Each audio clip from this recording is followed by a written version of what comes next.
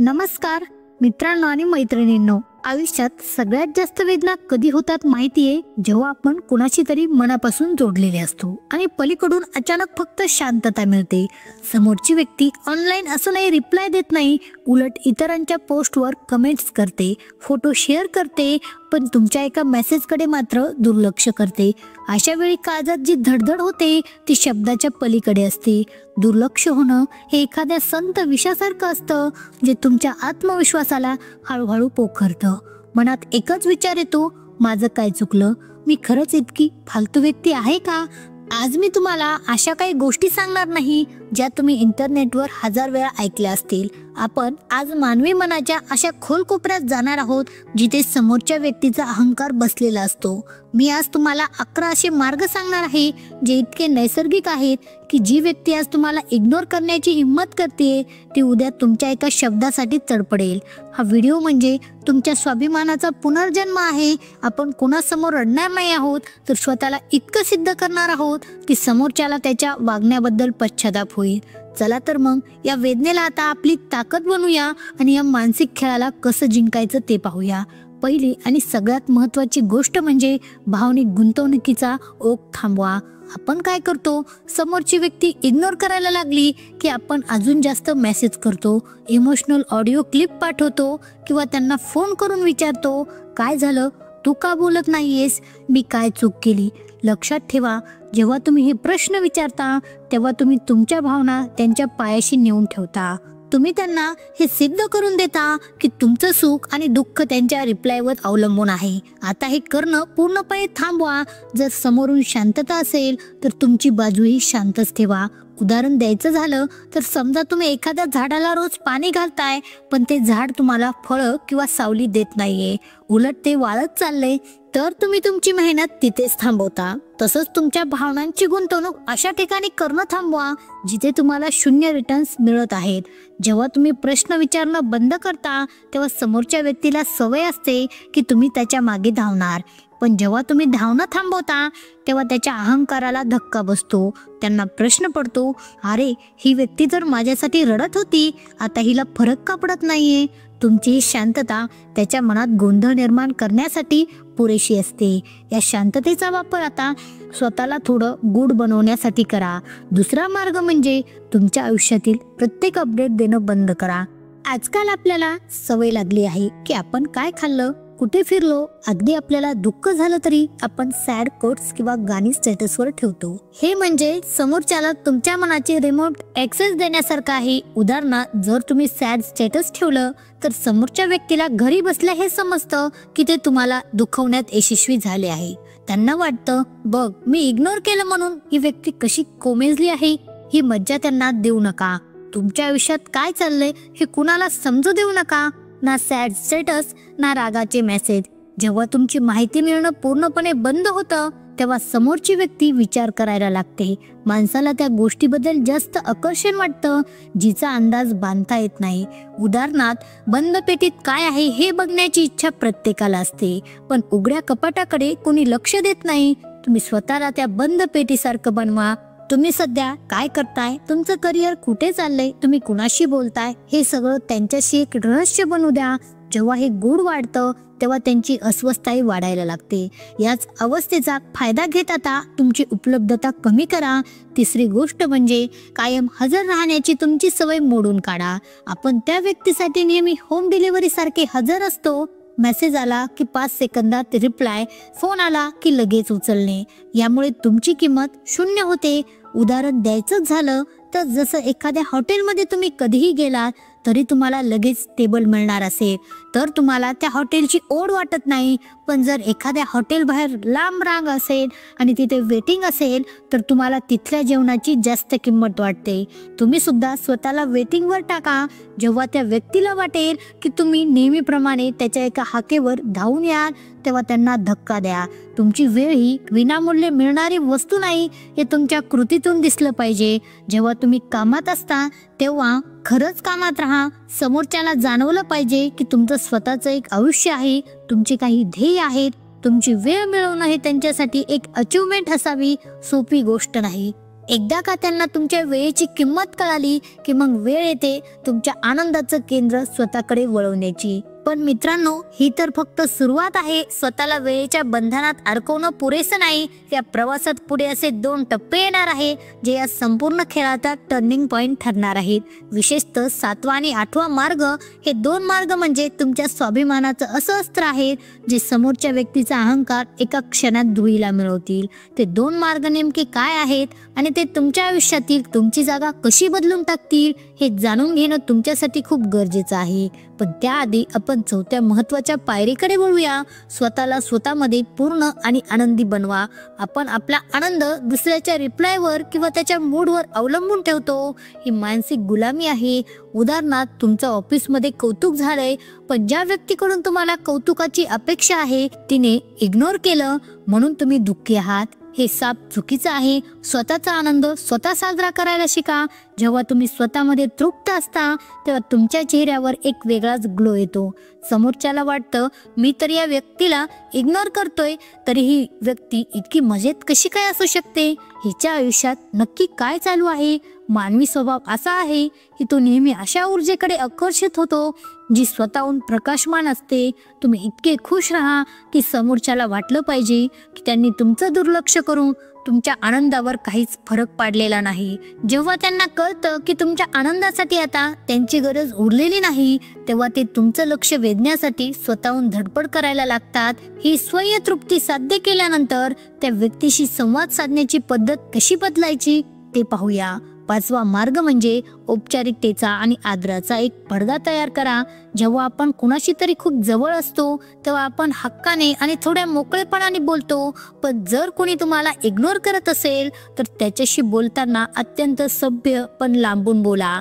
उदाहरणार्थ, आधी तुम्ही त्यांना एकेरी नावाने किंवा खूप आपुलकीने हाक मारत असाल तर आता त्यांच्याशी अत्यंत अदबीने आणि थोडं औपचारिक भाषेत बोला.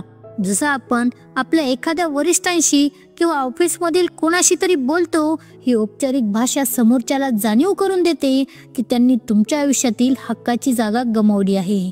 तिरस्कार करण्यापेक्षा अनोळखी वाटणं हे एखाद्या व्यक्तीसाठी जास्त वेदनादायक असतं. उदाहरण द्यायचं झालं तर एखादा जुना मित्र जेव्हा अचानक आपल्याला साहेब म्हणून हाक मारतो तेव्हा आपल्याला आपली चूक किंवा आपल्यातील अंतर लगेच जाणवतं. तुमची ही सौम्य तटस्थता त्यांना विचार करायला भाग पाडेल की आपण नेमकं काय गमावलं आहे. या तटस्थतेसोबतच तुमचं स्वतःचं कर्तृत्व जगाला दिसणं सुद्धा तितकंच महत्त्वाचं आहे. 6वा मार्ग म्हणजे तुमच्या कर्माचा आणि यशाचा आवाज घुमू द्या. जर कोणी तुम्हाला इग्नोर करत असेल तर त्याचं उत्तर शब्दांनी देण्यापेक्षा तुमच्या प्रगतीने द्या.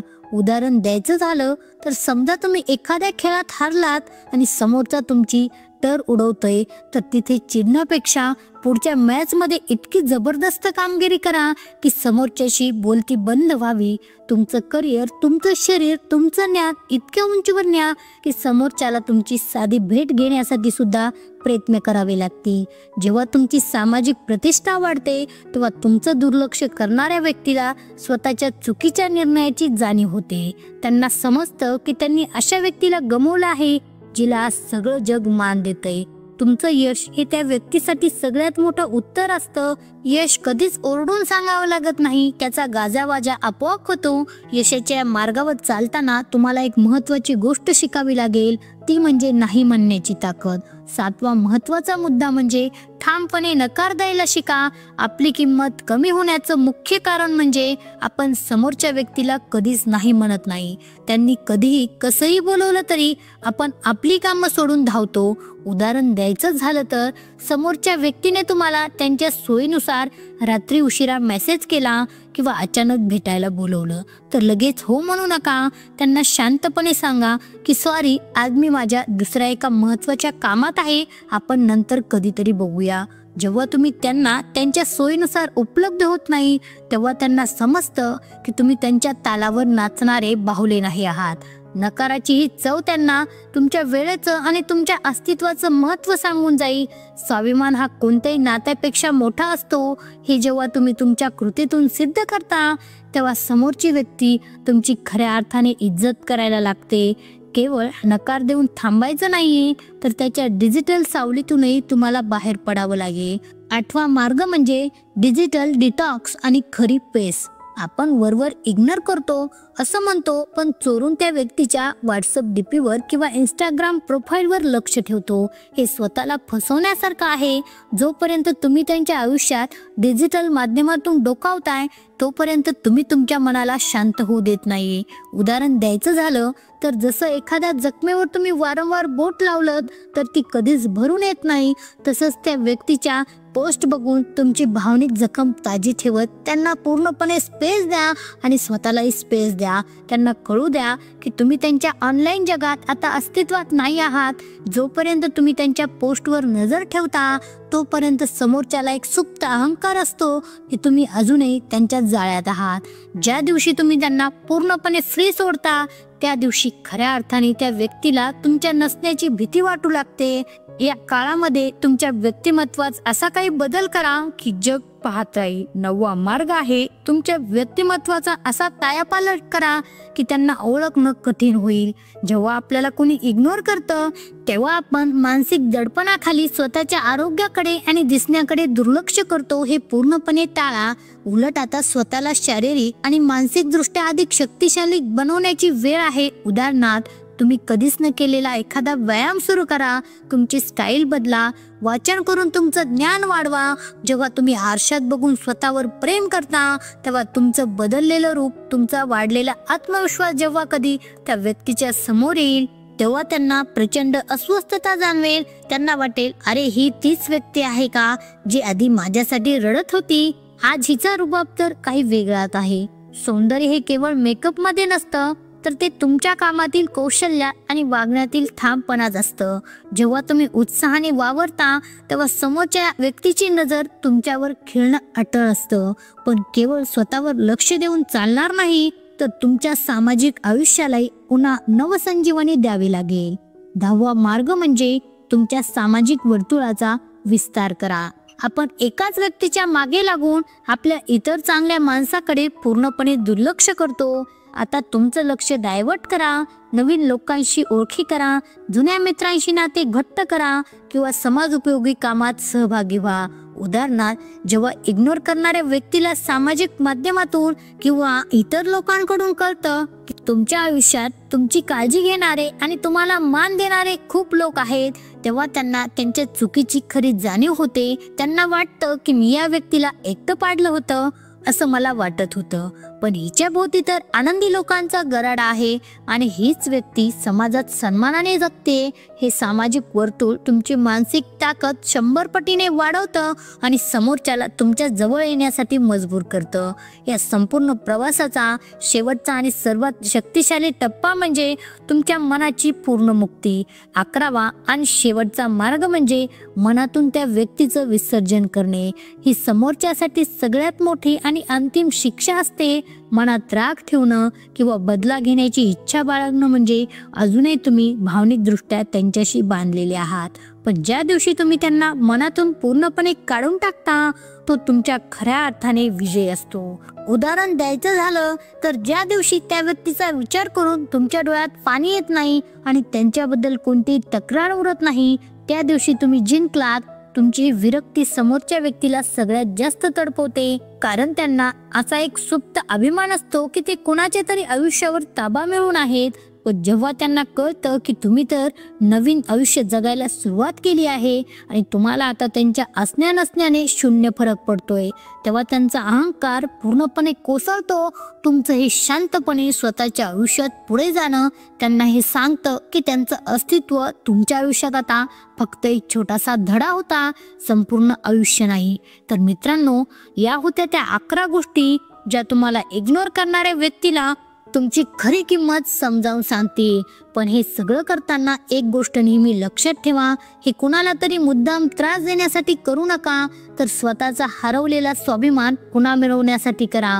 जेव्हा तुम्ही स्वतःचा सन्मान करायला शिकता तेव्हा जगातील कोणत्याही व्यक्तीची हिंमत नसते की ती तुम्हाला गृहीत धरेल. आयुष्य खूप सुंदर आहे आणि ते अशा लोकांसाठी वाया घालवू नका ज्यांना तुमच्या मौल्यवान भावनांची आणि तुमच्या शब्दांची साधी कदर नाही. तुम्ही स्वतःमध्ये इतके मोठे व्हा की ज्यांनी तुम्हाला आज इग्नोर केलंय त्यांना भविष्यात तुमची एक साधी भेट मिळवण्यासाठी सुद्धा रांगेत उभं राहावं लागेल. स्वतःवर विश्वास ठेवा आणि स्वतःवर आतोनात प्रेम करा. तुमची ही आंतरिक शांतीच तुम्हाला जगातील कोणत्याही नात्यात श्रेष्ठ बनवेल. तुम्ही एक स्वतंत्र, शक्तिशाली आणि मौल्यवान व्यक्ती आहात हे कधीच विसरू नका. तुमच्या आयुष्याची नवी आणि देदीप्यमान सुरुवात आजपासूनच करा. स्वतःची काळजी घ्या आणि नेहमी आनंदी राहा. धन्यवाद.